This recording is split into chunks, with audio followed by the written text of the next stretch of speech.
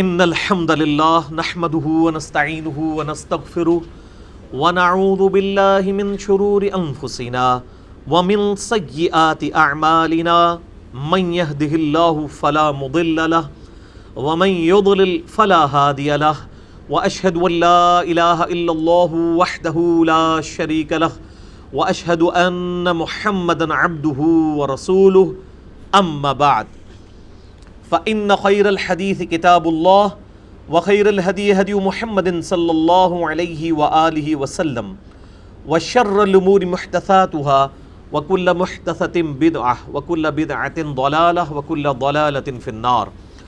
أعوذ بالله السميع العليم من الشيطان الرجيم من همزه ونفخه ونفثه. بسم الله الرحمن الرحيم. رب اشرح لي صدري ويسر لي امري واحلل عقدة من لساني يفقهوا قولي. بسم الله الرحمن الرحيم.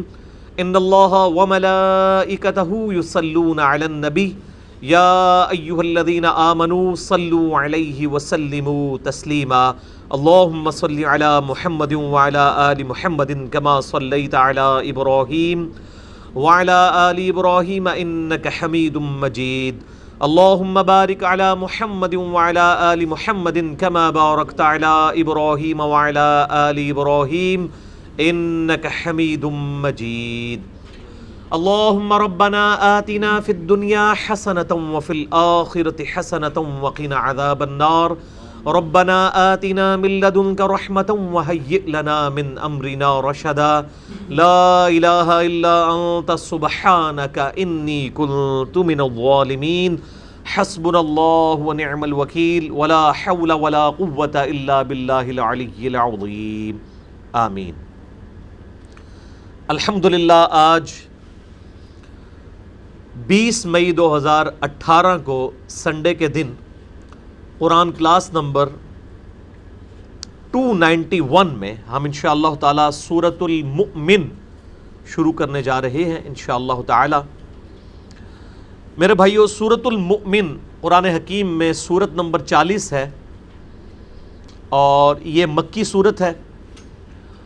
سورۃ المؤمن کا ایک اور دوسرا نام بھی ہے سورہ غافر، جو آیت نمبر 3 کے اندر اللہ تعالیٰ کے لیے یہ نام آ جائے گا. قرآن حکیم میں کئی صورتیں ایسی ہیں جن کے ایک سے زیادہ نام ہیں. ان میں سے ایک یہ سورۃ المؤمن ہے، اس کا نام سورہ غافر بھی ہے. اسی طریقے سے سورہ بنی اسرائیل جو پارہ نمبر 15 کی پہلی سورت ہے، اس کا نام سورۃ الاسراء بھی ہے، کیونکہ نبی علیہ السلام کے جو زمینی معجزہ تھا الاسراء، اس کا ذکر اس صورت میں ہوا، اور آسمانی جو معجزہ تھا معراج کے حوالے سے اس کا ذکر سورۃ النجم میں ہوا. عرب کے جو قرآن حکیم چھپے ہوئے ہوتے ہیں، اگر آپ ان میں دیکھیں تو وہ سورۃ الاسراء لکھا ہوتا ہے سورہ بنی اسرائیل کو. ہمارے سب کانٹیننٹ میں سورہ بنی اسرائیل لکھا جاتا ہے. اسی طریقے سے ایک اور سورت ہے سورہ فصلت، جو اس سے اگلی سورت ہے، سورت نمبر 41. ہمارے سب کانٹیننٹ میں اس کو لکھا جاتا ہے سورہ حامیم السجدہ، جبکہ عرب ملکوں کے اندر جو قرآن حکیم چھپے ہوئے ہیں ان میں سورہ فصلت اسے لکھا جاتا ہے. تو یہ سارے کے سارے نام توقیفی ہیں، یعنی یہ موقوف ہیں آپ صلی اللہ علیہ وآلہ وسلم کے تعلیم فرمانے پر. یہ صورتوں کے نام صحابہ کرام علیہم رضوان یا علماء نے نہیں رکھے، بلکہ نبی صلی اللہ علیہ وآلہ وسلم کو اللہ نے تعلیم فرمائے، اور آپ صلی اللہ علیہ وآلہ وسلم نے جس طریقے سے قرآن حکیم من و عن امت تک پہنچایا ہے، اس طریقے سے ان صورتوں کے نام بھی آپ صلی اللہ علیہ وآلہ وسلم کو جو وحی کے ذریعے بتائے گئے وہ امت تک پہنچا دیے گئے. اللہ کا نام لے کر شروع کرتے ہیں. اپنے اپنے قرآن حکیم کھول لیجئے. سورۃ المؤمن پارہ نمبر 24 سورت نمبر 40.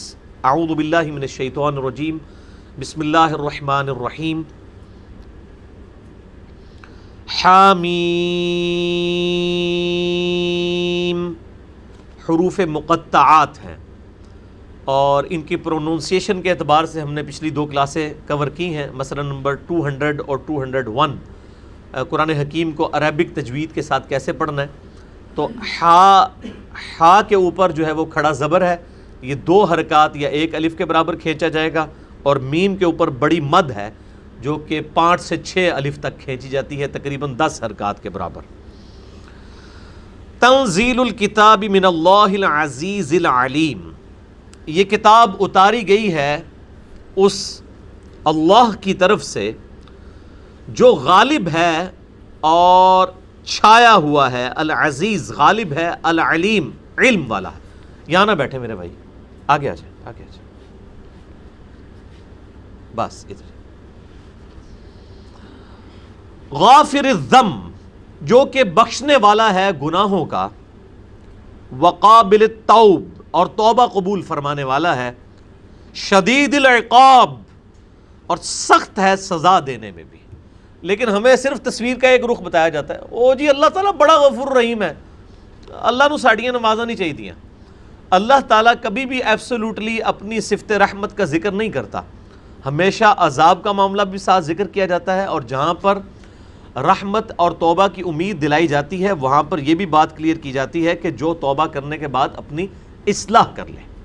ایک وہ توبہ ہے جو انڈیا، پاکستان، بنگلہ دیش میں ہے کہ آپ اپنی مرضی کی زندگی گزاریں، گناہ بھی کرتے رہیں، نیکیاں بھی کرتے رہیں اور توبہ کرتے رہیں۔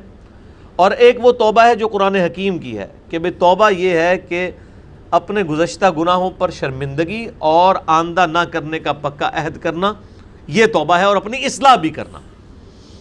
مسئلہ نمبر 18 میرا اس کے اوپر ریکارڈڈ موجود ہے۔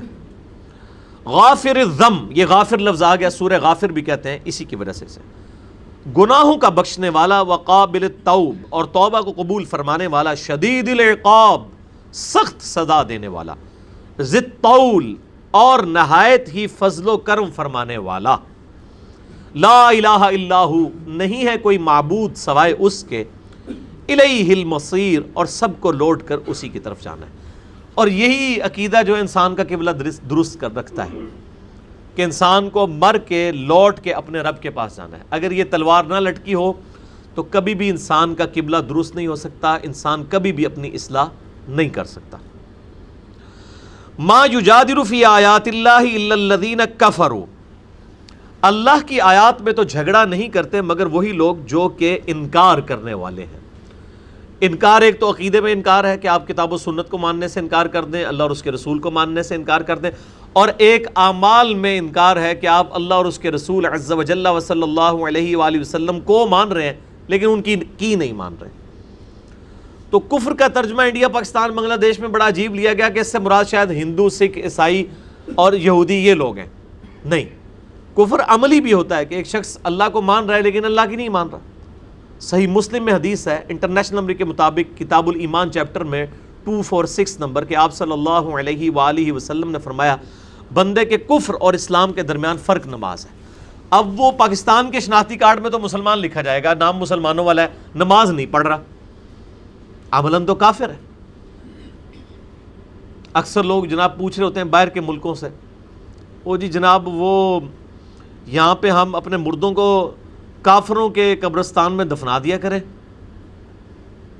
کیونکہ ہم نے علماء سے سنا ہے کہ کافروں کے علماء جو ہیں، جو کافروں کے قبرستان ہیں وہ عذاب کی اماجگاہ ہیں، اس لیے ہم اپنے دوسرے ملکوں میں لاشیں بھجواتے ہیں واپس اپنے مسلمان ملکوں میں، اور لیکن اس میں پھر تردد ہوتا ہے، 8-8 10-10 دن کی ذلت کاٹنی پڑتی ہے، پھر وہ سارے عذاب ہی نکال لیتے ہیں، پیچھے بھی رشتہ دار سارے ٹنگے ہوتے ہیں، پوری زندگی وہ فون سنتے رہتے ہیں ان کے، اور مرنے کے بعد 1 ہفتے کی سزا ان کو یہ بھی ہوتی ہے کہ لاش کا بھی انتظار کرنا پڑتا ہے، وہ زیادہ تکلیف ان کو کاٹنی پڑتی ہے پچھلے رشتہ داروں کو۔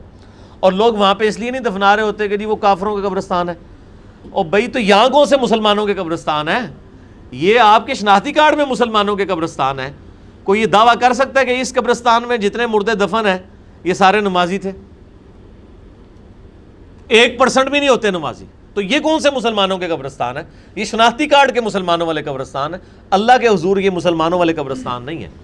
تو قبرستان کوئی بھی ہے، آپ جہاں پہ اس کو دفنا دیں، اس سے کوئی فرق نہیں پڑتا کہ وہ مسلمانوں کا قبرستان ہے یا بے نمازی کافروں کا قبرستان ہے یا یہودی عیسائی کافروں کا قبرستان ہے۔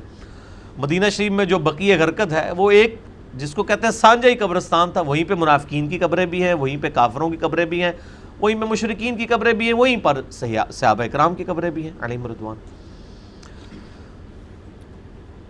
تو اللہ کی آیات میں تو جھگڑتے نہیں مگر وہ لوگ جو انکار کرنے والے ہیں۔ فلا یغررک تقلبہم فی البلاد، تو اے نبی علیہ السلام آپ کو دھوکے میں نہ ڈال دے ان کا شہروں میں بڑے کر و فر کے ساتھ پھرنا، یعنی ان کا جو دنیاوی سٹیٹس ہے اے نبی صلی اللہ علیہ وآلہ وسلم، یہ آپ کو دھوکے میں نہ ڈال دے کہ اگر یہ اللہ تعالیٰ کے حضور منظور نظر نہیں ہے تو اللہ نے دنیاوی ان کو اچھا سٹیٹس کیوں دیا ہوا ہے، یہ چیز آپ کو دھوکے میں مبتلا نہ کر دے۔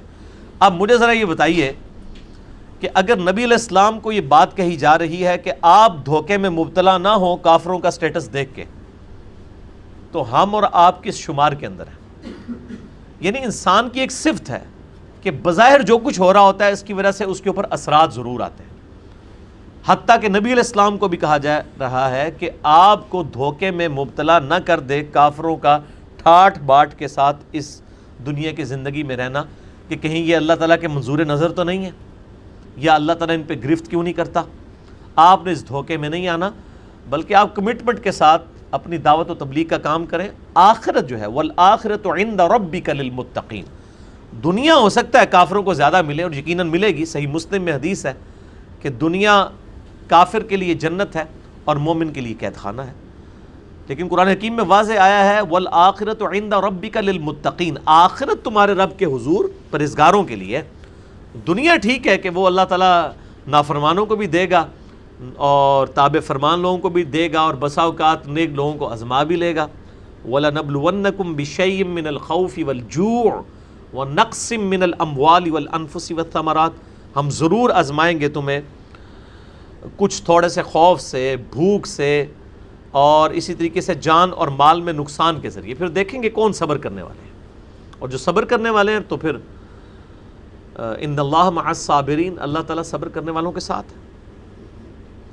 کذبت قبلہم قوم نوح، ان سے پہلے بھی یعنی مشرکین عرب سے پہلے بھی قوم نوح نے بھی جھٹلایا تھا، والاحزاب من بعدہم، اور ان کے بعد اور گروہوں میں بھی، نوح علیہ السلام کے بعد ہود علیہ السلام آئے، صالح علیہ السلام آئے، ابراہیم علیہ السلام آئے، شعیب علیہ السلام آئے، موسیٰ علیہ السلام آئے، عیسیٰ علیہ السلام آئے۔ ان تمام پیغمبروں کے زمانے میں کئی گروہ ایسے تھے جنہوں نے وقت کے پیغمبر کی دعوت کو قبول نہیں کیا اور ان کے ساتھ بغاوت پر اتر آئے، یہاں تک کہ وہ ہمت کل امت برسولہم لیأخذوہ، ہر امت نے یہ ارادہ کیا کہ اپنے رسول کو پکڑ لے، گرفتار کر لے۔ ہمارے نبی علیہ السلام کے ساتھ بھی یہی ہوا ہے، جب آپ مکے سے مدینہ کی طرف ہجرت کر گئے اس دوران آپ کے قتل کا بھی انہوں نے پورا پلان بنایا ہوا تھا، اللہ تعالیٰ نے آپ کو بچا لیا۔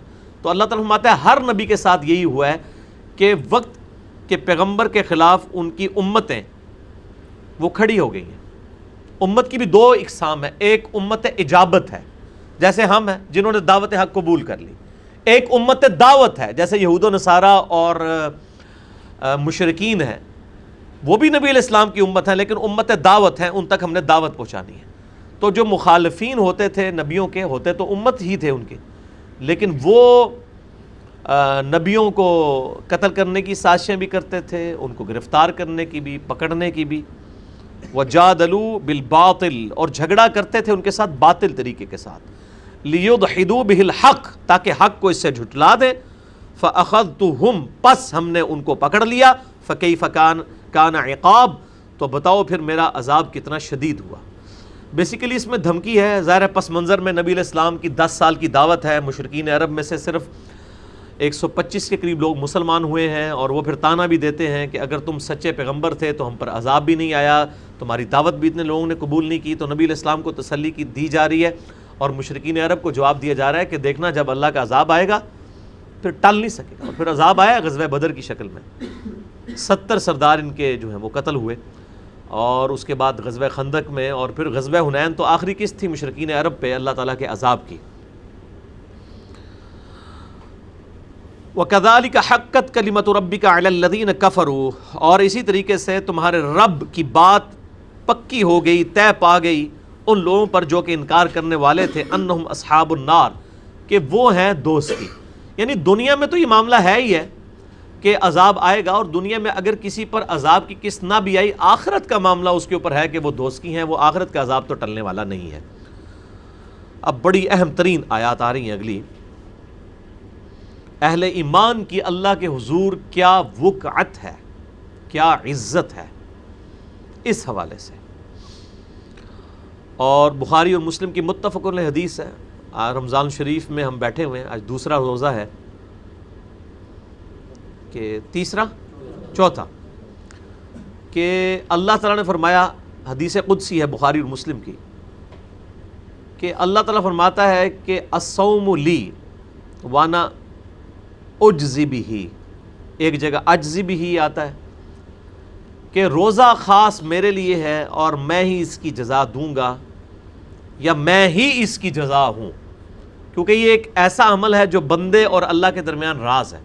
نماز تو سامنے نظر آ جاتی ہے, روزے کا تو پتہ ہی نہیں چلتا, اسی لیے اس کو خاص اللہ نے کہا کہ میرے لیے, کیونکہ میرے اور بندے کے درمیان راز ہے, کسی اور کو تو پتہ ہی نہیں ہے, اور اس کی جزا میں خود ہوں, یعنی میرا دیدار, یا میں اسے خاص جزا دوں گا.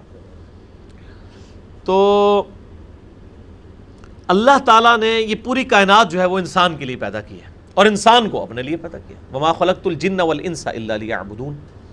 اور کس حد تک کہ اس کائنات کی ہر مخلوق اللہ نے انسان کی خدمت میں لگائی ہوئی ہے, چاہے وہ سورج ہو, چاند ہو, ستارے ہوں, ایون فرشتے بھی, وہ بھی انسانوں کا ذکر کر رہے ہوتے ہیں. اب یہ وہ آیات آ رہی ہیں قرآن حکیم میں, سورۃ المؤمن کی اہم ترین آیات ہیں. الذین یحملون العرش, اللہ کے وہ فرشتے جو کہ عرش کو اٹھائے ہوئے ہیں, ومن حولہ, اور جو عرش کے ارد گرد ہیں, یسبحون بحمد ربہم, وہ تمہارے رب کی حمد بیان کرتے ہیں تسبیح کے ساتھ, جو صحیح بخاری میں آیا کہ ان کے کلمات کیا ہوتے ہیں, سبحان اللہ وبحمدہ سبحان اللہ العظیم. ویؤمنون بہ, اور ایمان رکھتے ہیں اللہ پر, ویستغفرون للذین آمنوا, اور وہ جو فرشتے اللہ کے عرش کو تھامے ہوئے ہیں, اللہ کے عرش کے گرد اللہ کی تسبیحات بیان کرتے ہیں, وہ کرتے کیا ہیں, وَيَسْتَغْفِرُونَ لِلَّذِينَ آمَنُوا, وہ استغفار کرتے رہتے ہیں ایمان والوں کے لیے. اللہ نے ان کی یہ ڈیوٹی لگائی ہے کہ میرے جو ایمان والے بندے ہیں ان کے لیے دعا مانگو مجھ سے استغفار کرو ان کے گناہوں کی بخشش کے لیے. یہ ایمان والے ہیں, یہ شناختی کارڈ والے نہیں ہیں مسلمان. ایمان والے وہ ہوتے ہیں جو بات مان لیں. اور ربنا وسعت کل شیء الرحمہ, اور دعا کیا کرتے ہیں, اے رب ہمارے, تیری رحمت نے ہر چیز کو اپنا وسعت سے گھیرے ہوئے ہے, وعلما, اور تیرے علم نے, فاغفر للذین تابوا, پس تو بخش دے ان لوگوں کو جو واقعی توبہ کر لیں, واتبعوا سبیلک, اور تیرے راستے کی پیروی اختیار کر لیں. دیکھ لیں جو میں نے بات کی تھی نا کہ انڈیا پاکستان بنگلہ دیش کی توبہ یہ ہے کہ گناہ بھی دب کے کرو تو توبہ بھی دب کے کری آؤ, اور قرآن حکیم کی توبہ یہ ہے کہ وہ فرشتے کس کے لیے دعا کرتے ہیں کہ جو لوگ توبہ کریں, واتبعوا سبیلک, اور تیرا راستہ اختیار کر لیں. قرآن حکیم میں تو خالی توبہ ہے ہی نہیں ہے, ایک خالی کھلی توبہ جڑی ہے, ایک کھوکھلی توبہ تو ہے ہی نہیں ہے. تو فرشتے دعا ان کے لیے کر رہے ہیں جو توبہ کر کے سیدھا راستہ اختیار کر لیں. وقہم عذاب الجحیم, اور اے اللہ ان کو بچا لے عذاب جہنم سے, دوزخ کے عذاب سے, کہ انہوں نے تیرا راستہ اختیار کر لیا. ربنا وادخلہم جنات عدن التی وعدتہم, اے رب ہمارے اپنے ان مومن بندوں کو داخل فرما دے ہمیشہ کی جنتوں میں جن کا تو نے ان سے وعدہ کیا ہے. دیکھیں فرشتوں کو کون سی مصیبت پڑی ہوئی ہے کہ وہ ہمارے لیے دعا کریں, ان کے لیے تو کوئی مسئلہ نہیں ہے, لیکن انسان کتنی اہم مخلوق ہے, اللہ کی کریشن کا کیسا کلائمیکس ہے کہ فرشتے بھی, عرش کو تھامنے والے فرشتے اور اس کے گرد طواف کرنے والے فرشتے, وہ بھی یہ دعا کر رہے ہیں, اے اللہ جو توبہ کریں, جو سیدھا راستہ اختیار کر لیں, اے اللہ ان کو معاف کر دے, ان کو ایسی ہمیشہ کی جنتوں میں داخل فرما جن کا تو نے ان سے وعدہ کیا ہے, انہیں دوزخ کے عذاب سے بچا لے. ومن صلح من آبائہم وازواجہم وذریاتہم, اور اے اللہ جو کوئی نیکوکار ہیں ان کے والدین میں سے, ان کی بیویوں میں سے, ان کے بچوں میں سے بھی, ان کو بھی جنت میں ان کے ساتھ کر دے. اللہ اکبر کبیرہ والحمدللہ کثیرہ وسبحان اللہ بکرۃ واصیلہ. یہی وہی آیت ہے جس کا میں اکثر ذکر کرتا تھا کہ اگر کسی شخص کی اولاد نیک ہے, ماں باپ اتنے نیک نہیں ہیں لیکن 33 نمبر لے کے پاس ہو چکے ہیں, وہ یعنی وہ نماز روزہ سب کچھ کرتے ہیں اور بالکل ڈیٹم پوائنٹ پہ وہ جنت تک پہنچنے میں کامیاب ہو گئے ہیں، لیکن اولاد جو ہے وہ جنت کے اعلیٰ ترین درجے میں ہے، ماں باپ جو ہیں وہ بالکل ریتی نمبر لے کے پاس ہوئے ہیں. تو اللہ تعالیٰ ان فرشتوں کی دعا کی برکت سے اور اس نیک بندے کی لاج رکھتے ہوئے ان کے ماں باپ بیوی بچوں کو بھی اعلیٰ درجے کی جنت میں ساتھ کر دے گا. یہ تو بہت بڑا ہی ایک انسینٹو ہے. بہرحال شاید اسی لیے لوگ اپنا ایک بچہ حافظ قرآن بنا رہے ہوتے ہیں. انہوں نے نہیں جانا پائی ایک کنو کڈ لو، ایڑے لولے لنگڑے حافظ قرآن تسی بنا کے کڈ رہے ہو نا، انہوں تے فضیلت نہیں ہے. قرآن کے حلال کو حلال جاننے والا، حرام کو حرام جاننے والا، قرآن پہ عمل کرنے والا. آپ میرا یوٹیوب پہ ذرا کلپ لکھیں حافظ قرآن کی فضیلت تو پتہ چلے کہ اس طرح دا حافظ قرآن تے شاید لکھیں جی بھی نہ تو لبے، لاکھوں میں ایک حافظ قرآن بھی ایسا نہ ملے جس کے بارے میں یہ فضیلت آئی ہے. تو یہ بات یاد رکھیے گا، جس طرح آپ کے کھانے سے آپ کا پیٹ بھرنا ہے نا، کسی اور کے کھانے سے آپ کا پیٹ نہیں بھرنا، اسی طریقے سے آپ نے نیک عمل اختیار کرنے ہیں تو آپ نے جنت میں جانا ہے. آپ کے بچوں کی جیسے آپ نے جنت میں نہیں جانا، کیونکہ یہ الفاظ دیکھیں وَمَنْ صَلَحَ، اور اے اللہ ان نیک بندوں میں سے وَمَنْ صَلَحَ جو نیکوکار ہیں، من آبائہم ان کے آباء و اجداد میں، وَأَزْوَاجِهِمْ ان کی بیویوں میں، وَذُرِّيَّتِهِمْ اور ان کی اولاد میں. یعنی یہ جو نیک بندہ ہے اگر اس کے ماں باپ بیوی بچے نیک ہیں تو ان کو ساتھ کر دے. کلیئر ہو گیا؟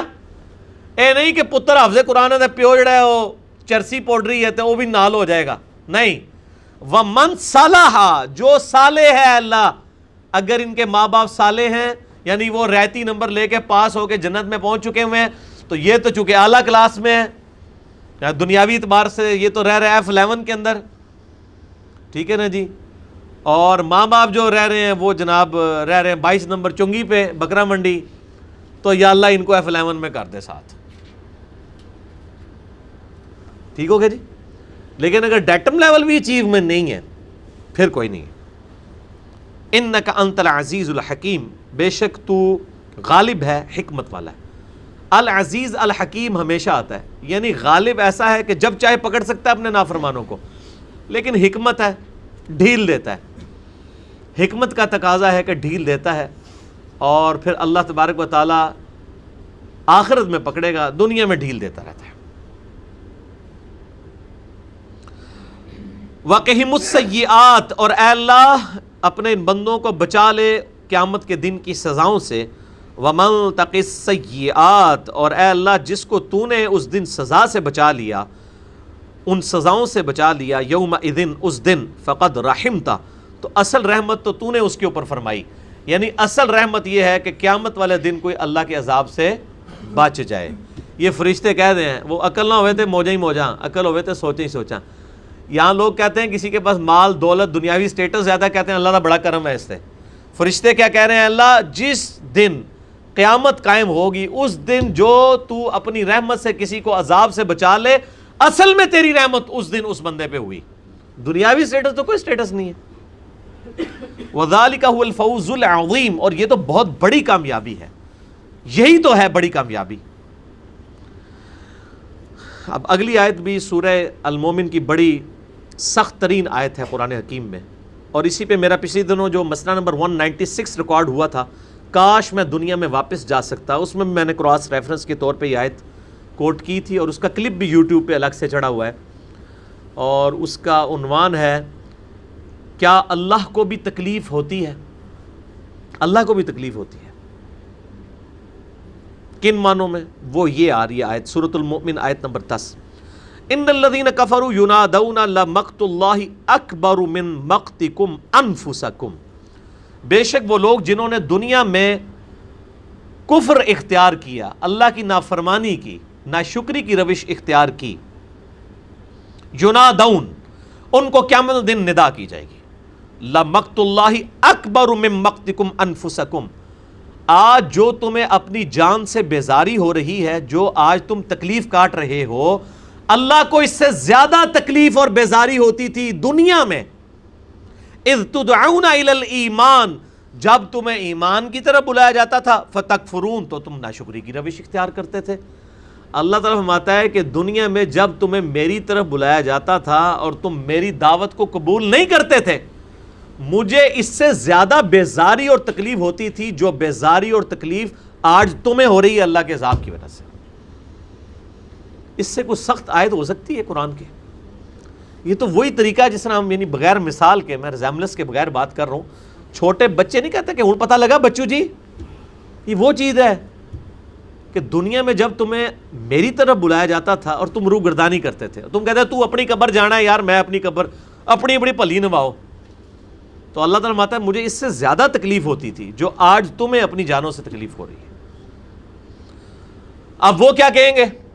اب کیا کہہ سکتے ہیں؟ رونا پیٹنا ہی ہے ان کا۔ وہ کہیں گے قالوا ربنا امتنا اثنتین واحییتنا اثنتین، اے رب ہمارے تو نے ہمیں 2 دفعہ موت دی اور 2 دفعہ زندگی دی۔ فاعترفنا بذنوبنا، تو آج ہمیں اعتراف ہے کہ ہم تیرے مجرم ہیں، ہم دنیا میں گناہوں کی زندگی گزارتے تھے۔ فہل الی خروج من سبیل، تو کیا آج کوئی راستہ ہے کہ ہم یہاں سے بھی نکل جائیں؟ اوئے ہائے ہائے۔ اب یہ بڑی امپورٹنٹ آیات ہیں، یہ میں نے حیات مسیح اور نزول مسیح علیہ السلام میں بھی یہ بیان کیا تھا، سورۃ البقرہ میں بھی آتا ہے، وہی اللہ ہے جس نے تمہیں زندگی دی، پھر موت دی، پھر زندہ کرے گا، پھر مارے گا، پھر دوبارہ زندہ کرے گا۔ 2 زندگیاں اور 2 موتیں کیا ہیں؟ جب اللہ تعالیٰ نے پہلی دفعہ انسان کو پیدا کیا تو پھر انسان کو موت دے کے سلا دیا، وہ پہلی موت تھی۔ اس کے بعد دنیا کی جب زندگی میں آیا تو یہ پہلی زندگی تھی، پھر دنیا کی زندگی میں جب موت ہو گئی یہ دوسری موت ہوئی، اور آخرت کی زندگی میں زندہ ہوا تو یہ دوسری زندگی۔ تو اب وہ کیا کہیں گے جو اللہ کے مجرم لوگ ہیں، چاہے وہ یہودی عیسائی تھے یا مسلمان تھے، وہ کہیں گے اے اللہ تو نے ہمیں 2 دفعہ موت دی، 2 دفعہ زندگی دی، یہ تو ہم ایکسپیرینس کر چکے ہیں، کیا اب اس سے بھی اگلا کوئی راستہ موجود ہے کہ چلو ہن اسی توبہ کر لینا، اگے اسی صحیح ہو جاواں گے؟ یعنی اتنی سٹیجز ہم گزار چکے ہیں، کیا اب آخرت کے بعد بھی کوئی سٹیج ہے کہ اب ہم توبہ کر لیں اور اب اس کے بعد جو اگلی سٹیج ہے اس میں تو ہمیں جنت دے دے؟ نا، یہی تو میرے لیکچر کا عنوان ہے، کاش میں دنیا میں واپس جا سکتا۔ وہ سورہ سجدہ میں آیا ہے کہ لوگ کہیں گے کہ اے نبی کاش تم وہ وقت دیکھ لو جب مجرم لوگ اپنے رب کے حضور سر جھکائے کھڑے ہوں گے اور کہیں گے کہ اے اللہ ہمیں ایک دفعہ دنیا میں واپس بھیج دے تو ہم نیکوکاروں کی روش اختیار کریں گے۔ اللہ تعالیٰ فرمائے گا یہ تو اب مہلت نہیں ہے۔ یہاں پہ بھی وہ کہہ رہے ہوں گے یا اللہ تو نے 2 زندگیاں 2 موت دی ہیں نا، ایک دفعہ اور موت دے کے زندگی دے دے تو ہم بس صحیح ہو جائیں گے۔ تو کیا اب یہاں سے بھی بھاگنے کا کوئی راستہ ہے؟ تو جناب جواب سنیں، ذالکم بأنہ اذا دعی اللہ وحدہ کفرتم، بھائی اس کی وجہ یہ ہے کہ جب تمہیں کہا جاتا تھا کہ ایک اکیلے اللہ کو پکارو تو تم روح گردانی کرتے تھے، حق بات قبول نہیں کرتے تھے۔ وَإِن يُشْرِكْ بِهِ تُؤْمِنُوا، اور جب تمہیں اللہ کے ساتھ اور ہستیوں کو شریک ٹھہرانے کے لیے کہا جاتا تھا پھر تم ایمان لے آیا کرتے تھے۔ یہ بڑی امپورٹنٹ آیات ہیں، اکیلے اللہ کو پکارنے کا کہا جاتا تھا تو تم جو ہے وہ بگڑ جاتے تھے۔ یہ آیات اس سے پچھلی صورت میں بھی آئی ہیں، سورہ الزمر میں، کہ جب اکیلے اللہ کا ذکر ہوتا ہے ان کے دل بیٹھنا شروع کر دیتے ہیں، جب اور ہستیوں کا ساتھ ذکر کرتے ہیں خوشیاں منانا شروع کر دیتے ہیں۔ یہاں پہ بھی اللہ فرماتا ہے جب دنیا میں کہا جاتا تھا اکیلے اللہ کو پکارو تم انکار کرتے تھے، اور جب اللہ کے ساتھ اور ہستیوں کو شامل کیا جاتا تھا تو پھر تم ماننے کے لیے تیار ہو جاتے تھے۔ فالحکم للہ العلی الکبیر، پس اختیار تو اللہ ہی کا ہے جو بلند ہے اور بڑائی والا ہے۔ یعنی آخرت میں تو پھر سب کو پتہ چل جائے گا کہ کوئی نہیں ہے جو دھونس کے ساتھ بچا سکے۔ یہاں تو کہتے ہیں نا جناب، ہمارے پیر صاحب نے کہا میں اس وقت تک جنت میں نہیں جاؤں گا جب تک کہ اپنے سارے مریدین جنت میں نہ لے جاؤں۔ یہ یہاں پہ ہے، مار لیں جتنی گپیں مارنی ہے میرے بھائی، آخرت میں تو پھر لگ پتہ جائے گا، سارے لین حاضر ہوئے ہوں گے۔ تو اللہ تعالیٰ مارے کہ جب اور ہستیاں شامل کی جاتی تھی پھر تم ایمان لے آتے تھے۔ والذی یریکم آیاتہ، وہی اللہ ہے جو تمہیں نشانیاں دکھاتا ہے اپنی۔ وَيُنَزِّلُ لَكُم مِّنَ السَّمَاءِ رِزْقًا، اور وہ تمہارے لیے آسمان سے رزق اتارتا ہے۔ کون سا رزق؟ بارش۔ یہ آپ جو اناج کھا رہے ہیں یہ بھی آسمان سے ہی اتر رہا ہے، کیونکہ وہی بارش ہے جو گندم کے دانے کو مٹی میں ایکٹیویٹ کر کے اس میں زندگی پیدا کرتی ہے. تو اصل میں انسان کا رزق آسمان سے نازل ہو رہا ہے، چاہے وہ فروٹ کی شکل میں ہے، کھیتیوں کی شکل میں ہے، اناج کی شکل میں ہے، الٹیمیٹلی سورس آسمان ہے. وما یتذکر الا من ینیب، اور نصیحت تو حاصل نہیں کرتا مگر وہی جو رجوع لانے والا ہو. یہ بڑی اہم بات ہے. جو واقعی سیریس لے نا، معاملات کو کیجول نہ لے، اسی کو ہدایت ملے گی. اور جو بندہ من موجی زندگی گزار رہا ہے اس کے لیے قرآن میں کوئی ہدایت نہیں. فَادْعُوا اللَّهَ مُخْلِصِينَ لَهُ الدِّينَ، پس پکارو اللہ کو اپنے دین کو خالص کرتے ہوئے اس کے ساتھ. وَلَوْ كَرِهَ الْكَافِرُونَ، چاہے کافر اس بات کا برا مانے، اکیلے اللہ کو پکارو. إِيَّاكَ نَعْبُدُ وَإِيَّاكَ نَسْتَعِينُ. کافر کا یہاں تو مسلمان کافر جو ہیں وہ بھی برا مان رہے ہیں. مسلمان کافر وہ ہیں جو کلمے والے مسلمان ہیں، اعمال میں کافر ہیں، عقیدوں میں کافر ہیں. ان کے چہرے بگڑنا شروع ہو جاتے ہیں. میں نے یہاں پر یہ چیلنج دیا ہے کہ جو لوگ اللہ کے ساتھ اور ہستیوں کو پکار رہے ہیں نا مدد کے لیے، اولیاء اللہ کو، صحابہ کو، پیغمبروں کو، فرشتوں کو، آپ ان کی مسجد میں جا کے صرف یا اللہ مدد لکھ دیں. 50 مسجدوں میں یا اللہ مدد لکھیں نا، کوئی ایک مسجد بھی نہیں بچے گی جس میں سے وہ نہ مٹائیں، یا وہ ساتھ یا رسول اللہ مدد، یا علی مدد لکھ دیں گے اگر مٹائیں گے نہیں. خالی یا اللہ مدد لکھا ہوا نہیں باقی رہنے دیں گے. نماز میں پڑھ رہے ہوں گے ایاک نعبد و ایاک نستعین، لیکن اس عقیدے کو ہضم کرنے کے لیے تیار ہی نہیں، بلکہ چہرے بگڑنا شروع ہو جاتے ہیں. اور یہ ہر اس بندے کا حال ہے جس کے عقیدے میں خرابی. نبی علیہ السلام کے بارے میں بھی جس کے دل میں خرابی ہے عقیدے میں، اس کا بھی یہی حال ہے. یعنی اگر آپ کسی کو کہنا یار ہمیں یہ دیکھنا چاہیے کہ نبی علیہ السلام نے کیا دین دیا ہے، بڑے سے بڑے امام، بڑے سے بڑے بزرگ سے بھی غلطی ہو سکتی ہے. بس یہ آپ کسی کے سامنے بات کریں نا، جو بابوں کے ماننے والے ہیں وہ سمجھیں گے آپ نے ان کو ماں بہن کی گالی دے دی ہے. ارے تسی بزرگوں نہیں مانتے، تسی ماما نہیں مانتے. حالانکہ ذکر کس کا ہو رہا ہے؟ نبی علیہ السلام کا. نبی علیہ السلام کے مقابلے میں تو کسی کو نہیں مانا جا سکتا نا. اور میرا خیال ہے جن اماموں کے نام پہ انہوں نے فرقے کھڑے کیے ہیں، ان اماموں کے سامنے یہ بات کی جائے نا کہ ہمیں دیکھنا چاہیے کتاب و سنت میں کیا لکھا ہے، تو وہ نہیں اس بات کا برا مانیں گے. وہ کہیں گے ہاں جی یہی ہماری بھی تعلیمات ہیں. لیکن پچھلے دیکھ لیں، پچھلے بابی ہیں، نام ہے وابی تے نام ہے بابی. ایک کلپ جڑا نا یوٹیوب تے چڑھ چکا ہے، نام ہے وابی تے نام ہے بابی. تو نام ہے بابوں کا ماننے والا، اور نام ہے سو کالڈ جو حق بات کرتا ہے اس کو ایک گالی کے طور پہ ایک لفظ بول دیتے ہیں اپنے زوم میں. وَلَوْ كَرِهَ الْكَافِرُونَ، چاہے کافر برا مانے، اکیلے اللہ کو پکارو. رفیع الدرجات، ذو العرش، وہی ہے بلند درجات پر فائز کرنے والا لوگوں کو، عرش کا مالک. یلقی الروح من امرہ علی من یشاء من عبادہ، اور وہ اپنی مرضی سے اپنی روح، یہاں روح سے مراد ہے وہی، نازل فرماتا ہے اپنے بندوں میں سے جس پر چاہے. یہ روح کا لفظ 3 چیزوں کے لیے قرآن میں بولا گیا ہے. ایک وحی کے لیے، ایک روح امین جبرائیل علیہ السلام کے لیے، اور ایک روح وہ ہے جو اللہ تعالیٰ نے انسانوں میں روح پھونکی ہے. یہ تینوں کے لیے روح کا لفظ عربی میں استعمال ہوتا ہے. لِيُنذِرَ يَوْمَ الطَّلَاقِ، اور اللہ تعالیٰ اپنے بندوں پر وحی اس لیے نازل کرتا ہے اپنے پیغمبروں پر تاکہ وہ ڈر سنا دیں یوم الطلاق، ملاقات کے دن کے بارے میں. ایک طلاق توئیں کے ساتھ لکھی جاتی ہے، تو کے ساتھ. انہوں پتہ لگا کڈا فرق پہنتا ہے عربی وچ. اردو میں تو دونوں ہی طلاق ہیں، عربی میں ایک ہوگا طلاق اور یہ ہے طلاق.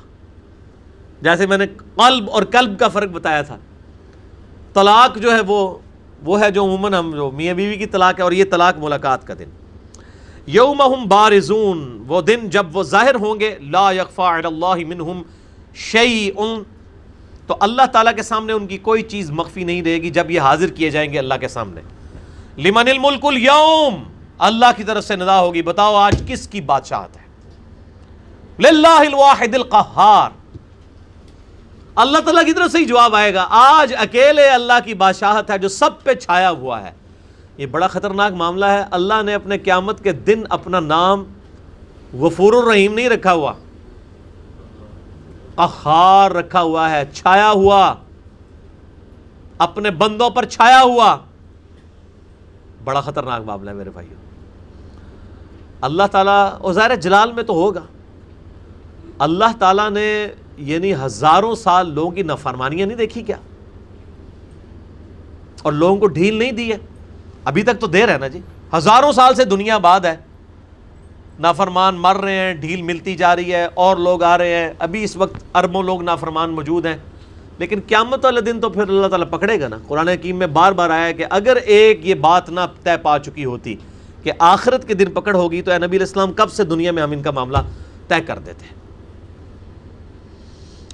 اللہ پوچھے گا بتاؤ آج کس کی بادشاہت ہے؟ اکیلے اللہ کی۔ الیوم تجزا کل نفس بما کسبت، آج ہر جان کو بدلہ دیا جائے گا جو کچھ وہ کما کر لایا ہے۔ کیا کما کے لایا؟ آخرت کی کرنسی کیا ہے؟ ڈالر ہے، پاؤنڈ ہے، روپیہ ہے، ریال ہے، نیکیاں۔ لا ظلم اليوم، آج کسی پہ ظلم نہیں ہوگا۔ ان اللہ سریع الحساب، بے شک اللہ حساب لینے میں بہت جلدی فرمانے والا ہے۔ اللہ کے لیے کوئی مشکل نہیں ہے کہ حساب کتاب بھی جناب 60 سال نے تو 60 سال صحابہ سے چاہیے دینے، نہ، فوراً حساب ہوگا اور فیصلہ ہو جائے گا۔ وَأَنذِرْهُمْ يَوْمَ الْآذِفَةِ اِذِ الْقُلُوبُ لَدَيْنَا الْحَنَاجِرُ، اے نبی علیہ السلام ان کو ڈر سنا دیجئے اس دن کے بارے میں جس دن دل جو ہیں وہ گلوں کو آ جائیں گے۔ انہیں کہتے ہیں کلیجہ منہ کو آنا، اردو میں محاورہ بولا جاتا ہے، یہ حالت ہو جائے گی۔ کاظمین، دہشت کے مارے، ما للظالمین من حمیم ولا شفیع یطاع، اس دن ظالموں کے لیے نہ کوئی دوست ہوگا نہ ایسا کوئی سفارشی کہ جس کی سفارش مانی جا سکے۔ یہ تو دنیا میں مشہور ہے نا کہ جی وہ دھونس کے ساتھ بخشوا لیا جائے گا، شفاعت بالاذن ہے، اللہ تعالیٰ جس کے لیے چاہے گا شفاعت کروائے گا، بالوجاہت نہیں ہے۔ مسئلہ نمبر 88B میرا شفاعت کے اوپر ریکارڈڈ موجود ہے۔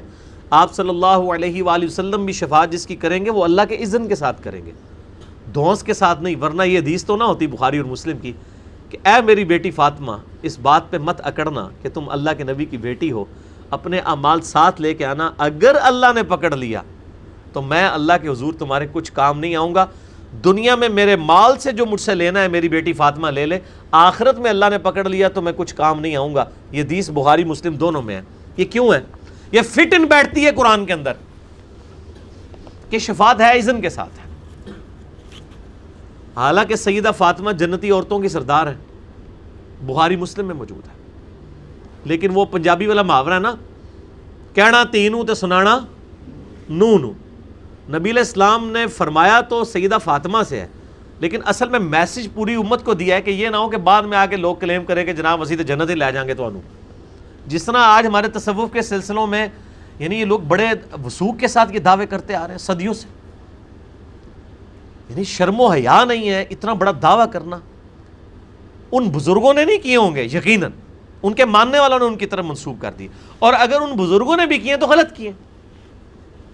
اور میں اکثر کہتا ہوں کہ بزرگوں کی ہمیں دھونس لگا رہے ہوتے ہیں کہ جی انہوں نے کلمہ پڑھایا، یہ کیا۔ ہم یہ کہتے ہیں اللہ کے بندو کہ اگر آپ سمجھتے ہیں کہ اسلام کی کوئی خدمت صرف کلمہ پڑھانا ہی ہے اور کوئی اسلام کی خدمت نہیں ہے، تو کلمہ تو قادیانیوں نے بھی پڑھا ہوا ہے۔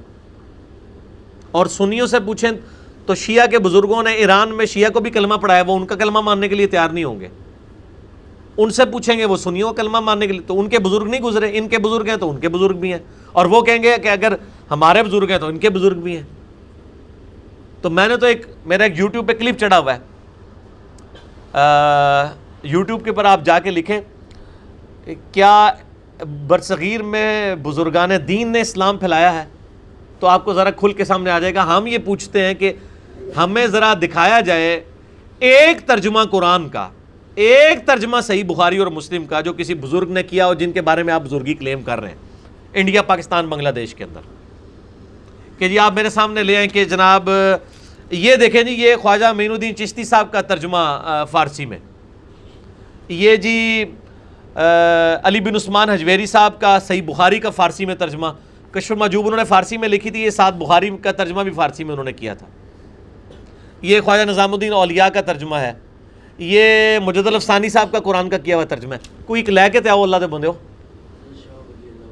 شاہ ولی اللہ کا ہے، تو شاہ ولی اللہ تو جب ترجمہ کیا تو پھر جنگلوں میں 5 سال چھپے رہے، آپ کو پتہ ہے پہلا ترجمہ شاہ ولی اللہ دہلوی نے کیا ہے، اور وہ تو آپ گزرے ہیں، ان بیچاروں کو تو کوئی اتنا زیادہ عرصہ ہی نہیں ہوا 1176 ہجری میں فوت ہوئے ہیں، 1176 میں، آج 1439 چل رہا ہے، ٹھیک ہو گئے، ان کو تو 300 سال بھی نہیں ہوئے فوت ہوئے. تو یہ تو میں 1000 سال پرانی باتیں کر رہا ہوں. تو انہوں نے ترجمہ کیا، ان کو جنگلوں میں چھپنا پڑا، لوگوں نے فتویٰ لگا دیا کہ جی اس نے شاہ ولی اللہ دہلوی نے قرآن ہی بدل دیتا، اللہ نے عربی نازل کیتا سی، نے فارسی بنا چھڑیا ہے. ایکسیپٹنس ہی نہیں تھی. یہ جو آج میں اس لیے کہتا ہوں کہ صحابہ تابعین تبع تابعین کے بعد اسلام نے سب سے مبارک دور جو دیکھا ہے وہ آج کا دور ہے، جب قرآن کا ترجمہ بھی اویلیبل ہے، ہر فرقے کا اویلیبل ہے، چل جھگڑے ہی ختم ہو گیا. ہم تو کہتے ہیں جو جس فرقے سے ہے اسی کا پڑھے، بخاری کا بھی اسی فرقے کا پڑھے، مسلم کا اسی فرقے کا پڑھے، پتہ چل جائے گا. بھائی جادو وہ جو سر چڑھ کے بولے، کتابیں آپ کی ہوں، ترجمے آپ کے ہوں، بات ہماری نکلے، تو پھر میں کہاں گا نہ میں وہابی تو نہ میں بابی. تو اللہ تعالیٰ فرما رہا ہے کہ اس دن کوئی شفاعت نہیں کر سکے گا. یعلم خائنۃ الاعین، اللہ جانتا ہے جو خیانت ہے لوگوں کی آنکھوں میں، آنکھوں کی جو خیانت ہے اس کو بھی اللہ تعالیٰ جانتا ہے. نبی علیہ السلام کے ساتھ بھی یہ کرتے تھے نا، جا کے مجلس میں بیٹھتے تھے، پھر آنکھوں سے یوں اشارے کرتے تھے تک کے پہ کہندا ہے. ادھر بھی کئی لوگ اس طرح آتے ہیں ججمنٹ کرنے کے لیے، ایک دوسرے کو یوں اشارے کر رہے ہوتے ہیں. اللہ فرما رہا ہے میں خیانت، آنکھوں کی خیانت کو بھی، کہ میرا ذکر ہو رہا ہے، میری بات کی جا رہی ہے اور تم آنکھوں سے خیانت کرتے ہو، اس کے اوپر بھی پکڑ کی جائے گی. اللہ جانتا ہے آنکھوں کی خیانت کو، وما تخفی الصدور، اور جو تم سینے میں چھپاتے ہو. کس نیت کے ساتھ آئے ہو درس قرآن سننے کے لیے، کس نیت کے ساتھ آئے ہو نبی صلی اللہ علیہ وآلہ وسلم کی مجلس میں، اللہ کو پتہ ہے. واللہ یقضی بالحق، قیامت والے دن اللہ فیصلہ کر دے گا حق کے ساتھ. والذین یدعون من دونہ لا یقضون بشیء، اور جن ہستیوں کو تم اللہ کے علاوہ پکار رہے ہو ان کے تو قبضے قدرت میں کوئی شے نہیں ہوگی، کوئی فیصلہ نہیں کر سکیں گے.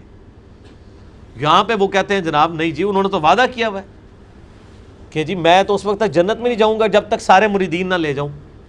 میں یہ پوچھتا ہوں، بخاری مسلم کی حدیث ہے کہ میری بیٹی فاطمہ تو بھی نہ اس بات پہ اکڑنا کہ تم میری بیٹی ہو، اپنے اعمال ساتھ لے کے آنا.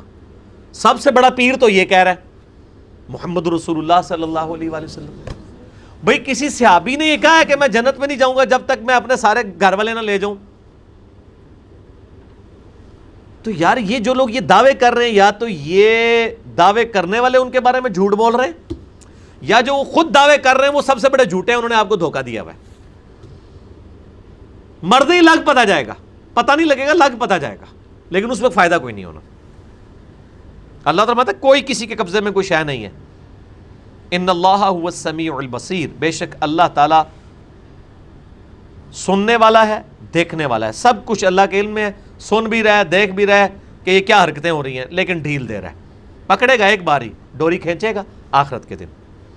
آخرت تو بہت دور ہے، بخاری مسلم کی حدیث ہے جو مر گیا اس کی قیامت قائم ہوگی. مرتے بلکہ قرآن حکیم میں تو کئی جگہ یہ آیات آئی ہیں، سورۃ الانعام کے اندر آئی ہیں اور باقی صورتوں کے اندر، کہ جب گناہگاروں کی موت کا وقت آتا ہے اسی وقت فرشتے ان کے منہ اور پیٹھوں پہ ہتھوڑے مارتے ہیں نزع کے عالم میں کہ چلو اس عذاب کی طرف.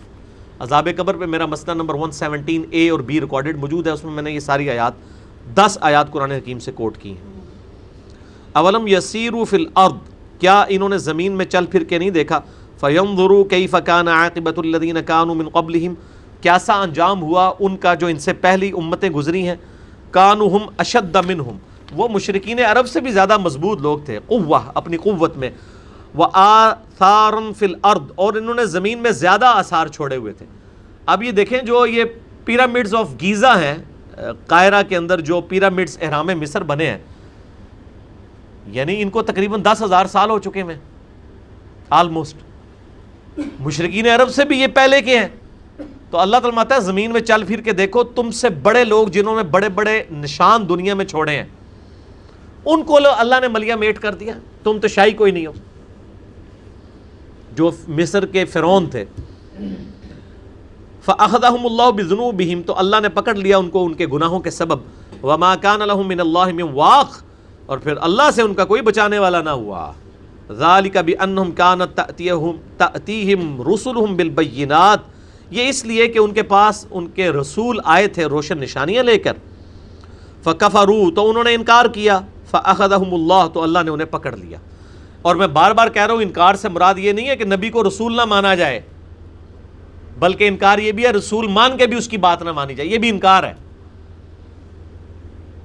میرا ایک یوٹیوب کے اوپر کلپ ہے، باغیوں کو نمازی بنانے والی ویڈیو، اس میں نے 5 حدیثیں پیش کی ہیں کہ جو نماز نہیں پڑھتا نبی صلی اللہ علیہ وآلہ وسلم اور صحابہ کے نزدیک وہ مسلمان نہیں ہے، وہ آپ کے شناختی کارڈ میں مسلمان ہے۔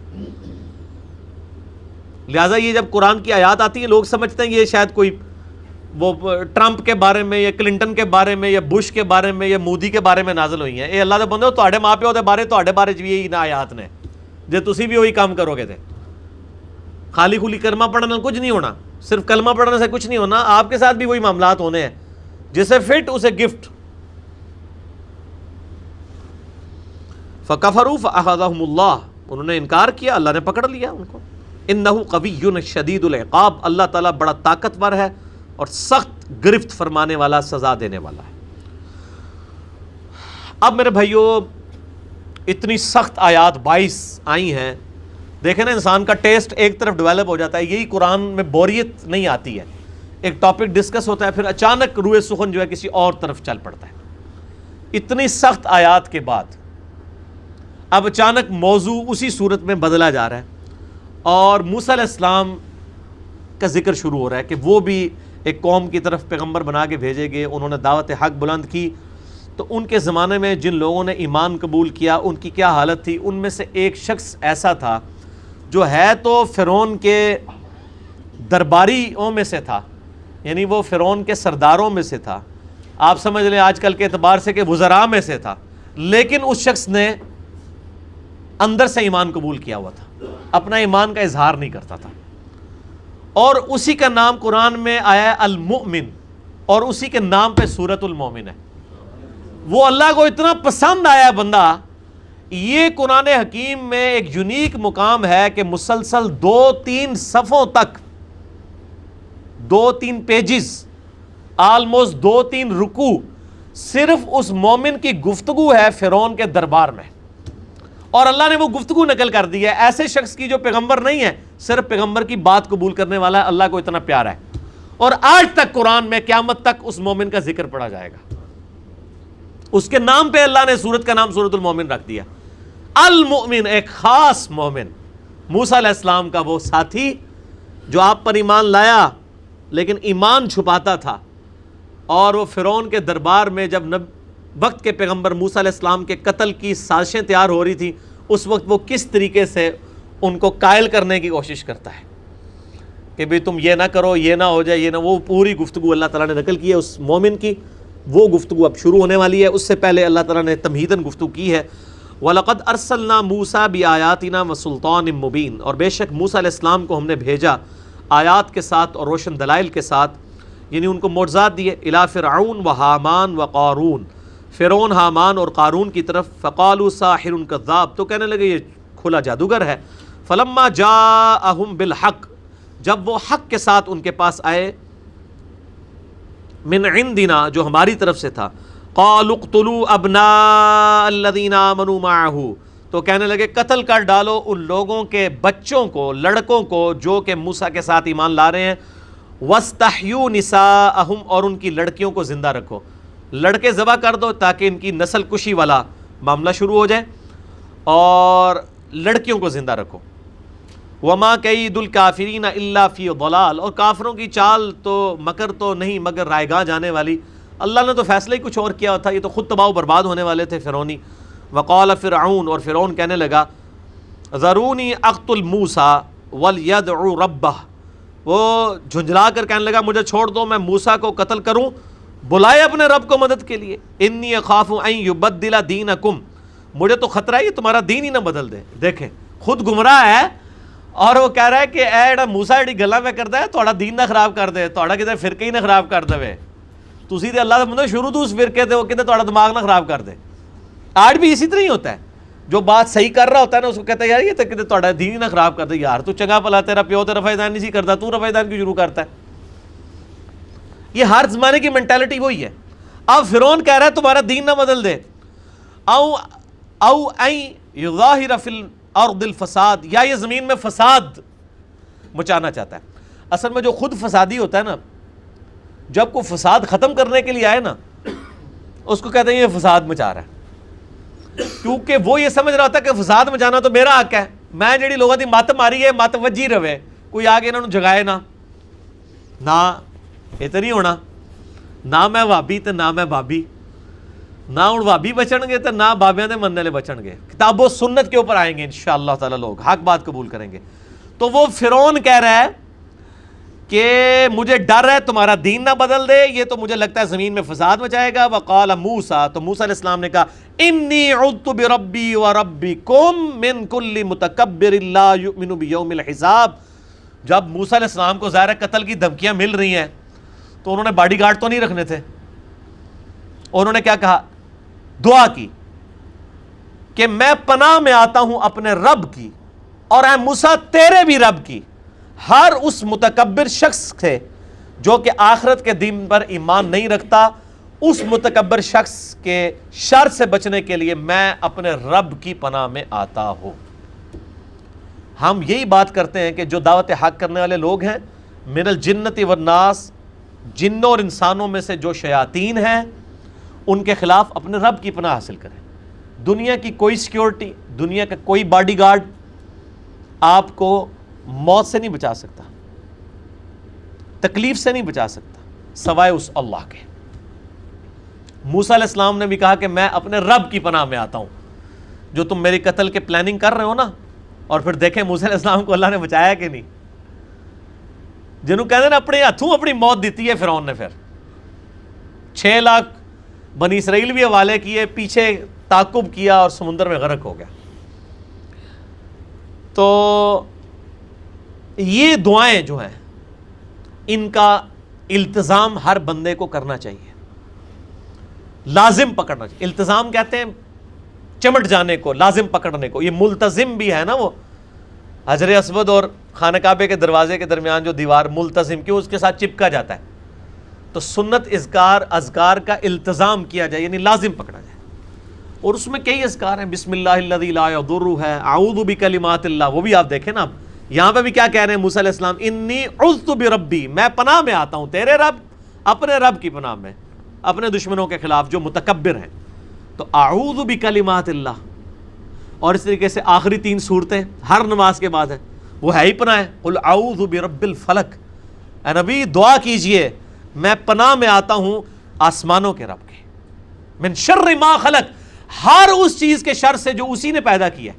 فرعون کو بھی تو اسی نے بنایا ہے، کافروں کو بھی تو اسی نے بنایا ہے، سانپوں کو بچھوؤں کو بھی تو اس نے بنایا ہے.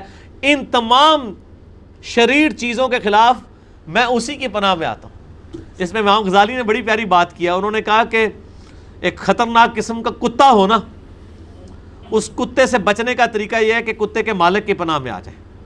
تو کہتے ہیں یہ شیطان جو ہے نا، یہ اللہ کا چھوڑا ہوا کتا ہے، اس سے آپ مقابلہ نہیں کر سکتے، چاہے وہ جنوں میں سے یا انسانوں میں سے. من الجنت والناس ہے، اللہ کی پناہ میں آئے. قل اعوذ برب الناس، اے نبی عرض کیجئے اللہ کے حضور میں پناہ میں آتا ہوں لوگوں کے پروردگار کی. مالک الناس، جو لوگوں کا پروردگار ہے، مالک بھی ہے ان کا. الہ الناس، لوگوں کا معبود بھی ہے. من شر الوسواس الخناس. قل اعوذ برب الفلق میں ان تمام چیزوں کے خلاف اللہ کی پناہ لی گئی ہے جو آپ کے جسم کی باہر سے حملہ آور ہوتی ہیں. من شر ما خلق ومن شر النفاثات فی العقد، پھونکوں پہ پڑھ کے پھونکنے والیوں اور وہ جادو کرنے والی، یہ سب کچھ. اور قل اعوذ برب الناس میں جو اندر سے حملہ آور ہوتی چیزیں، اسی لیے جوڑا ہے قل اعوذ برب الفلق قل اعوذ برب الناس. اور ان کو کہا جاتا ہے المعوذتین، 2 پناہ دینے والی صورتیں، اللہ کی پناہ دینے والی. اور سورۃ الاخلاص بھی ساتھ پڑھ لیجئے تو المعوذات، 3 پناہ دینے والی صورتیں. اس پہ بھی میرا یعنی جادو ٹونے کے اوپر آپ مسئلہ نمبر 109 دیکھ لیں، اور جادو ٹونا سے بچاؤ کے وظائف، اس کے اوپر بھی میں نے ان 3 صورتوں کے کئی فضائل اور بتائے. تو انہوں نے کہا کہ میں پناہ میں آتا ہوں. اب وہ المؤمن کا ذکر آ رہا ہے جی، اس مومن کا جس کی تقریر اللہ نے نقل کی ہے فرعون کے دربار میں. وقال رجل مؤمن، کہنے لگا وہ مرد مومن جڑا، من آل فرعون، جو کہ ہے تو آل فرعون، فرعونیوں میں سے تھا، فرعون کے درباریوں اور وزراء میں سے تھا. یکتم ایمانہ، لیکن وہ اپنا ایمان چھپاتا تھا. اب وہ ایمان چھپانے کی یعنی اجازت تھی اس وقت تک، جب پیغمبر کی طرف سے حکم ہو جائے کہ اب ایمان ظاہر کرنا ہے پھر چھپایا نہیں جا سکتا، جیسا کہ ہمارے نبی علیہ السلام نے بھی 3 سال تک اجازت دی تھی ایمان چھپانے کی، پھر اعلان اجازت کی گئی، قرآن پاک میں حکم آیا کہ نہیں اب آپ اعلانیہ توحید کی دعوت بلند کریں۔ وہ اپنا ایمان چھپاتا تھا۔ تو وہ فرعون کے درباری جب یہ پلاننگ کر رہے ہیں، یہ فرعون کہہ رہا ہے کہ موسیٰ کو میں قتل کرواؤں گا، یہ کروں گا وہ کروں گا، اب وہ کیا کہنے لگا، اتقتلون رجلا ان یقول ربی اللہ، کیا تم ایک شخص کو صرف اس لیے قتل کر دو گے کہ وہ کہتا ہے کہ میرا رب اللہ ہے؟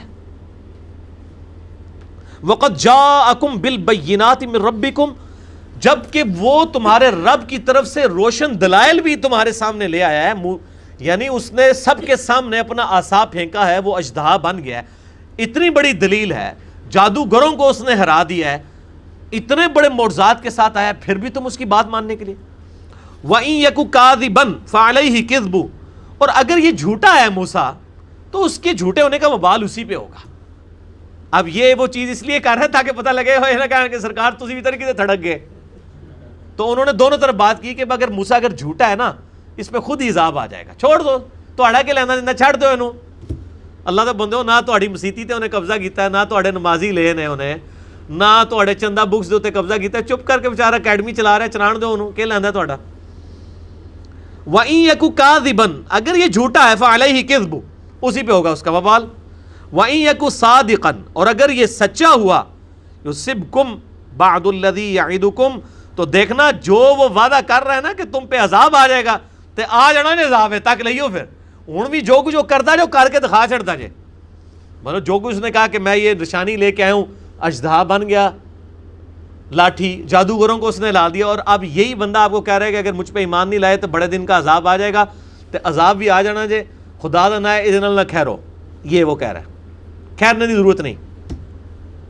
ان اللہ لا یہدی من ہوا مسرف کذاب، بے شک اللہ تعالیٰ ہدایت نہیں دیتا اس کو جو حد سے بڑھنے والا ہو۔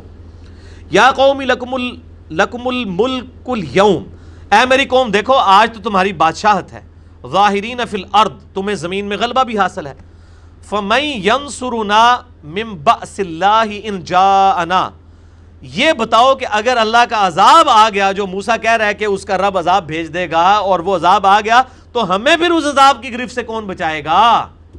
اور یہ اس کے بیک گراؤنڈ میں وہ چھوٹے چھوٹے عذاب شامل ہیں جو سورۃ الاعراف میں آیا ہے کہ 9 عذاب آئے تھے، ہر عذاب کی دفعہ فرعون کہتا تھا میں ایمان لایا، موسیٰ سے کو دعا کرے یہ ٹل جائے۔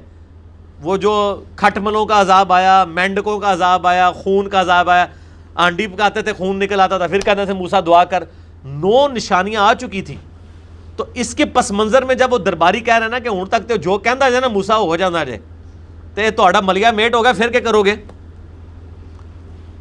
قال فرعون کہنے لگا ما اریکم الا ما ارا، وہ کہنے لگا دیکھو میں تو وہی مشورہ دے رہا ہوں جو مجھے نظر آ رہا ہے، وما اہدیکم الا سبیل الرشاد، میں تو تمہیں رہنمائی نہیں کر رہا مگر سیدھے راستے کی۔ یعنی گل کیڑی پہ ہوندی ہے، اللہ دے بندے کو جواب دے اس گل دا، وہ کہنا دیکھو جی میں تمہیں صحیح دس رہا کہ بھائی اج دے دور گل کر لگا کہ بھائی میں تو تمہیں دسنا سی کہ بھائی بغیر رفع دین بھی نماز ہو جاندی ہے۔ بھائی وہ اگلا بندہ بخاری مسلم کی حدیثیں بتا رہا ہے کہ نبی علیہ السلام نماز اس طریقے سے پڑھتے تھے، تو اس کا جواب تو نہیں ہے، بس میں دسے نے جناب این جی بزرگ کر دیا انہیں۔ یہ یعنی یہ وہ سیم ایٹیچیوڈ ہے، میں آپ کو کہہ رہا ہوں، بیماری چاہے کافر میں ہے چاہے مسلمان میں، اس کی شکل یہی ہے۔ اب فرعون بجائے دلائل کا جواب دے اس درباری کو کہ ہاں یار تو نے صحیح بات کی ہے کہ یہ فلاں عذاب بھی آیا، یہ بھی آیا، اس طرح کچھ کیا ہے، واقعی یہ بھی نہ کر دے، اس کا کہنا دیکھو جی من تو لگ رہا ہے کہ یہی صحیح ہے۔ وہ اگلے دن ایک بھائی مجھے بتانے لگے، وہ کہتے ہیں جی انہوں نے سنت کے مطابق نماز شروع کی، تو وہ ایک دیوبند کے مفتی کے پاس گئے، تو وہاں انہوں نے سارے علماء جمع کر لیے۔ وہ کہتا ہے میں نے آپ کا مسئلہ 70B سنا تھا، میں نے سارے دلائل کا جواب دیا، تو پبلک کے اوپر ایسا روپ پڑا، انہوں نے کہا جی یہ علماء تھے مفتی نے، انہوں نے پتہ ہی کسی گل کا نہیں۔ اور کہتا ہے جو مولوی صاحب مجھے ساتھ لے کے گئے تھے، مجھے واپسی کہتے ہیں یار گل ہے ماسٹر صاحب یہ ساڑھے مولوی تو واقعی بڑے کمزور نے دلائل نا، گل تہاڈی مضبوط ہے، دلیل تہاڈی مضبوط ہے، لیکن آکھتے اسی ہی ہیں، یہ تو کوئی حال نہیں نا سر، ٹھیک ہے نا۔ یہ وہی بات ہے کہ ایک ہندو کہ یار تہاڈی گل تو مضبوط ہے کہ یار بت کسی کو کیا دے سکتے ہیں، ہم اپنے ہاتھوں سے تراشتے ہیں، لیکن آکھتے اسی ہیں، اس کا تو کوئی حل نہیں ہے۔ یعنی دلیل سے ہی پتہ چلتا ہے نا کون حق پہ ہے۔ قرآن حکیم میں جو آیا سورۃ الانفال میں، جو ہلاک ہوا دلیل سے ہلاک ہوا، جو زندہ ہوا وہ دلیل سے زندہ ہوا. تو دلائل تو اڑے ماسٹر ہی مضبوط نے پر آکتے ہسی ہیں، یہ لگ پتہ جائے گا جناب کون آکتے ہیں.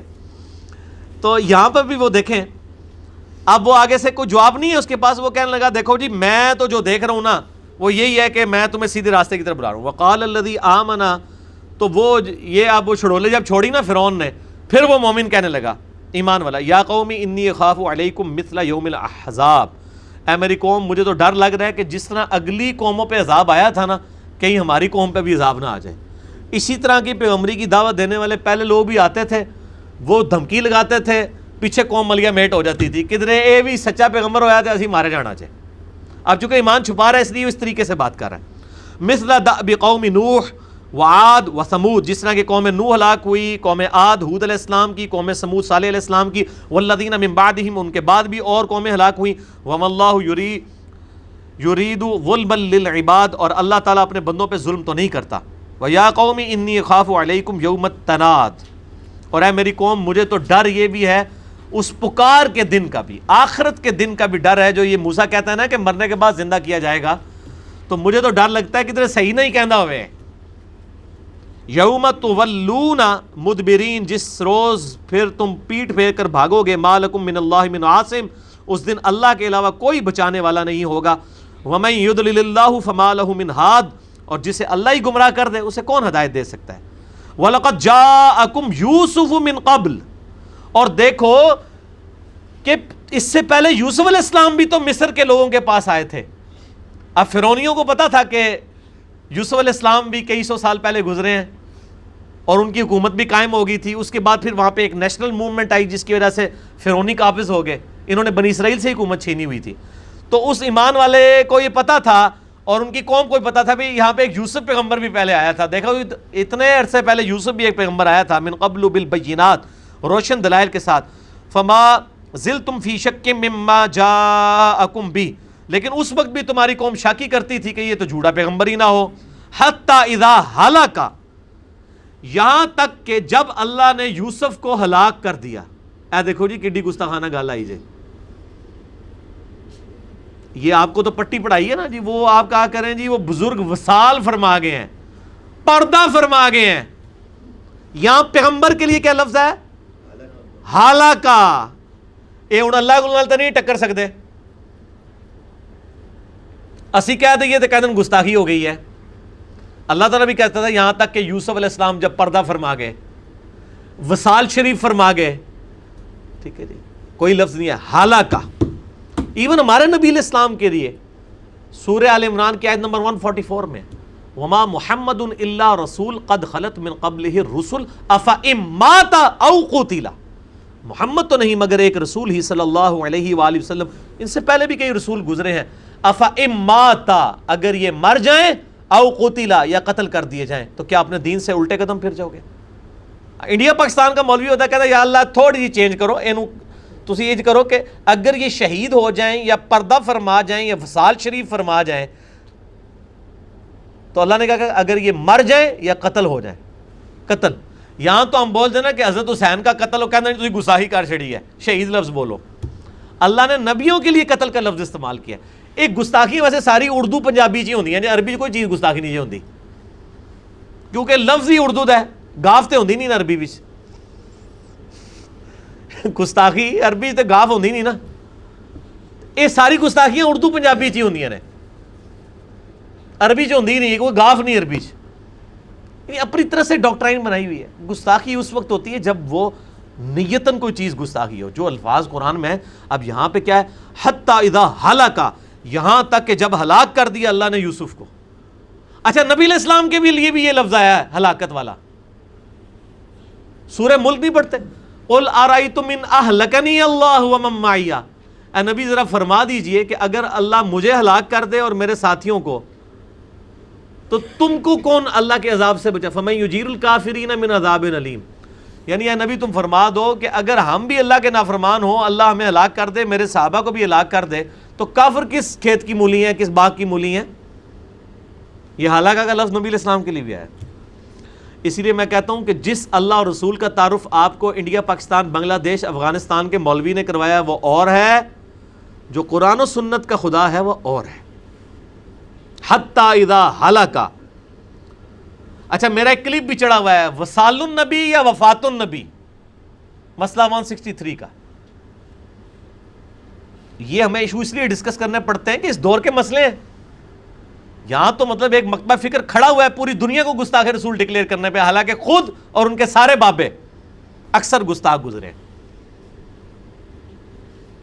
اور جس نے تسلی کرنی ہے مسئلہ 71B میرا دیکھ لے، انڈیا اور پاکستان کے بزرگوں کی 19 گستاخانہ عبارات کا تحقیقی جائزہ. حتی اذا ہلاکا، یہاں تک کہ جب یوسف علیہ السلام کو اللہ نے ہلاک کیا، تم کہنے لگے لن یبعث اللہ من بعدی، اللہ تعالیٰ اس کے بعد کسی کو رسول نہیں بنا کے بھیجے گا. کذالک یضل اللہ من ہوا مسرف مرتاب، اللہ تعالیٰ اس کو ہدایت نہیں دیتا جو حد سے بڑھنے والا ہے، شکی مزاج ہے. اللہ تعالیٰ اسے یوں ہی گمراہ کرتا ہے. کذالک یضل اللہ من ہوا مسرف مرتاب، اللہ تعالیٰ اس طریقے سے گمراہ کر دیتا ہے اس کو جو حد سے بڑھنے والا ہو، شکی مزاج ہو. اچھا پیر کرم شاہ صاحب الازہری نے بھی یہاں پہ دیکھیں ترجمہ جو ہے نا، حتی اذا ہلاکا، ترجمہ انہوں نے کیا یہاں تک کہ جب وہ وفات پا گئے.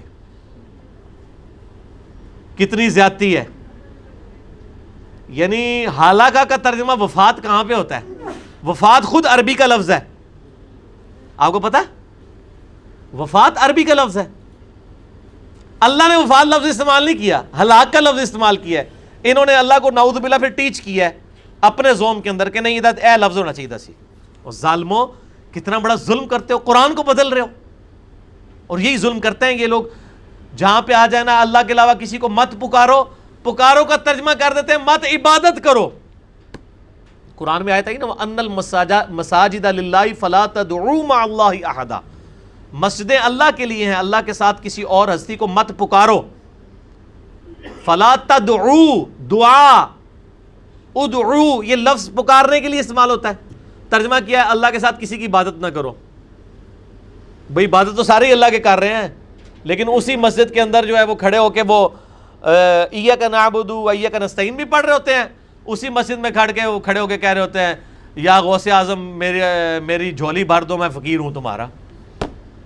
تو چونکہ اس کو اس عقیدے کو، شرکی عقیدے کو حلال کرنا ہوتا ہے، اس لیے ترجمہ بدل دیتے ہیں. یہاں پہ بھی دیکھیں ترجمہ بدل دیا. الذین یجادلون فی آیات اللہ، جو لوگ اللہ کی آیات میں جھگڑے کرتے ہیں بغیر سلطان، بغیر کسی دلیل کے، آتاہم کہ ان کے پاس آئی ہو، کبر مقتا عند اللہ وعند الذین آمنوا، تو اللہ کے نزدیک بڑی ناراضگی ہے ان لوگوں کے لیے جو یہ والا معاملہ کرتے ہیں، اللہ کی آیات کو بدل دیتے ہیں، جھگڑا کرتے ہیں، بغیر دلیل کے اللہ کے بارے میں عقیدہ گھڑتے ہیں. اور اہل ایمان کے نزدیک بھی وہ بڑی ناراضگی کا باعث ہے. بڑی حیران کن بات ہے، اللہ تعالیٰ فرما رہا ہے کہ یہ جو شرکی عقیدے ہیں یہ اللہ کے نزدیک بھی ناراضگی کا باعث ہیں اور اہل ایمان کے نزدیک بھی. اہل ایمان کے نزدیک کیوں ہے؟ بھائی جس کے اندر ایمان ہوگا وہ تو بھڑکے گا نا جب شرکیہ باتیں دیکھے گا، گستاخانہ عقیدے دیکھے گا، ورنہ تو مومن ہی نہیں ہے. یہاں تو یہ ہونا چاہیے تھا کہ ان ساری چیزوں سے اللہ کو دکھ یا تکلیف والا معاملہ ہونا چاہیے تھا، جیسا کہ اس کی شان کے لائق ہے. لیکن اللہ تعالیٰ فرما رہا ہے کہ جو اللہ تعالیٰ کے بارے میں جھگڑتے ہیں بغیر علم کے، اللہ کے بارے میں غلط نظریات لوگوں کو بتاتے ہیں، اللہ کے نزدیک بھی نہایت ناراضگی کا باعث ہے اور اہل ایمان کے نزدیک بھی.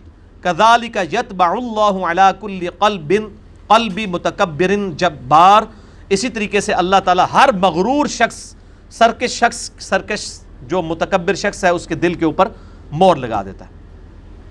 وقال فرعون، اور کہنے لگا فرعون. ٹائم ہو چکا ہے، انشاءاللہ باقی آیات اگلی دفعہ کور کریں گے. یہ 35 آیات کور ہو گئی ہیں، ابھی بھی گفتگو کافی ساری باقی ہے اس کی، المؤمن کی، جو خاص مومن ہے جس کے نام پہ سورۃ المؤمن ہے. انشاءاللہ آیت نمبر 36 سے آنورڈ اگلی دفعہ انشاءاللہ تعالی کور کریں گے. اللہ تعالیٰ سے دعا ہے جو حق بات میں نے کہی اللہ تعالیٰ ہمارے دلوں میں راسخ فرمائے. اگر جذبات میں میرے منہ سے کوئی غلط بات نکل گئی تو اللہ تعالیٰ ہمارے دلوں سے ہی معاف کر دے. ہمیں کتاب و سنت کی تعلیمات پر عمل کر کے دوسرے بھائیوں تک پہنچانے کی توفیق عطا فرمائے.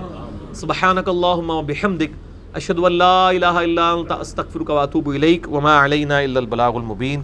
جزاکم اللہ خیرا و احسن الجزاء.